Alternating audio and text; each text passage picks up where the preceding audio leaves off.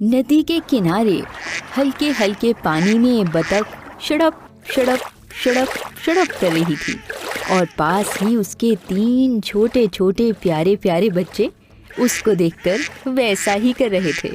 वो उनको तैरना सिखा रही थी, लेकिन अभी सीख जाने में बहुत वक्त बाकी था। बतख के 3 बच्चों में से 2 का रंग दूध की तरह सफेद था, लेकिन अजीब बात है कि तीसरे बच्चे का रंग कोयले की तरह काला था। बतख माँ तीनों बच्चों से बहुत प्यार करती थी। जिस बच्चे का रंग काला था उसका नाम चीनू था। चीनू के दोनों भाई मीनू और टीनू उससे कुछ खास प्यार नहीं करते थे। वो हर वक्त उससे दूर दूर रहते, उसे अपने साथ खेलने से मना करते और कहते, तुम हमारे भाई नहीं लगते हो, तुम्हें अम्मी कहीं और से लाई हैं। इस बात पर चीनू बहुत रोता था और कहता था, खुदा ने मुझे काला और इन दोनों को सफेद क्यों बनाया। उसका दिल हर वक्त ये सोचकर उदास रहता था। पीनू बतख उन्हें समझाती थी कि ऐसा नहीं कहते, तुम सब एक हो और रंगों से कोई फर्क नहीं पड़ता है। लेकिन मीनू टीनू कहाँ समझते थे। पीनू बतख रोज शाम को उन तीनों को नदी के पास लेकर जाया करती थी। आज भी लेकर गई। मीनू और टीनू ने सोचा कि जो ही नदी के पास जाएंगे तो नदी के पास से गुजरते हुए चीनू को गहरे पानी में धक्का दे देंगे।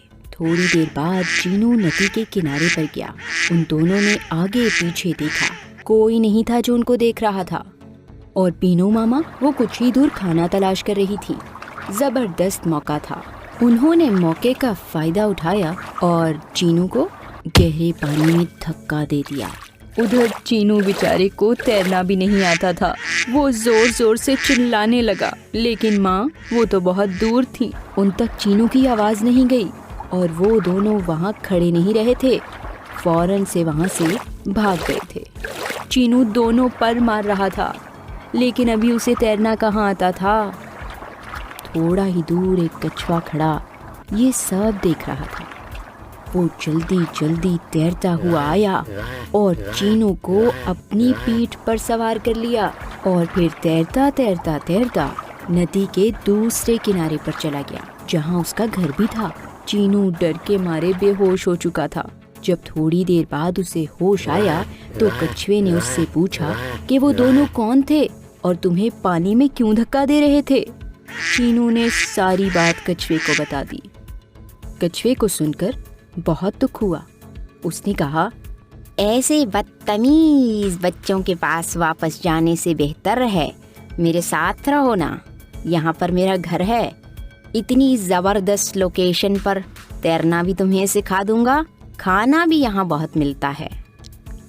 पहले तो चीनू बहुत डरा, लेकिन थोड़ी देर के बाद उसे अंदाजा हो गया कि कछुआ एक अच्छा कछुआ है, सो वो कछुए के साथ रहने पर राजी हो गया। उधर चीनू की माँ बहुत परेशान थी कि चीनू कहाँ चला गया। उन्होंने मीनू और टीनू से पूछा, उन्होंने कोई जवाब नहीं दिया। माँ गुस्से में आ गईं।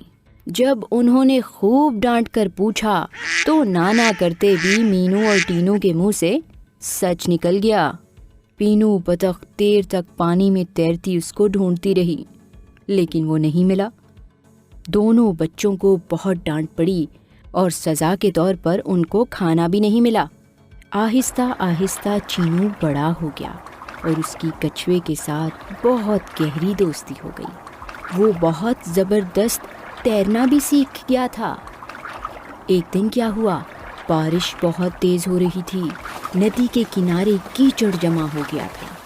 जब बारिश रुक गई तो मीनू टीनू नदी के किनारे चले गए, लेकिन कीचड़ की वजह से दोनों का पाँव बुरी तरह फिसला और वो नदी के बहुत गहरे और तेज़ पानी में चले गए।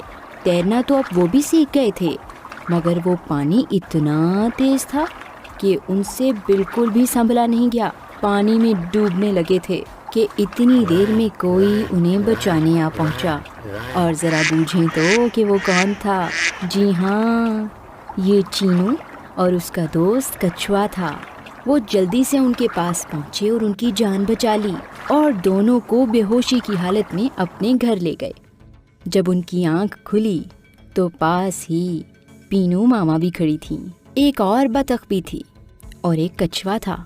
पीनू को तो वो पहचान गई, मगर उस बतख को नहीं पहचाने।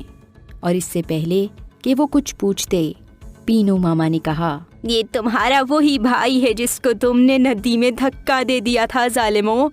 आज इसी ने तुम्हारी जान बचा ली। दोनों भाई बहुत शर्मिंदा हुए और चीनू से माफी मांगी। चीनू अपने भाइयों और माँ के साथ घर को वापस आ गया और अब की बार अपने साथ अपने दोस्त कछुए को भी ले आया।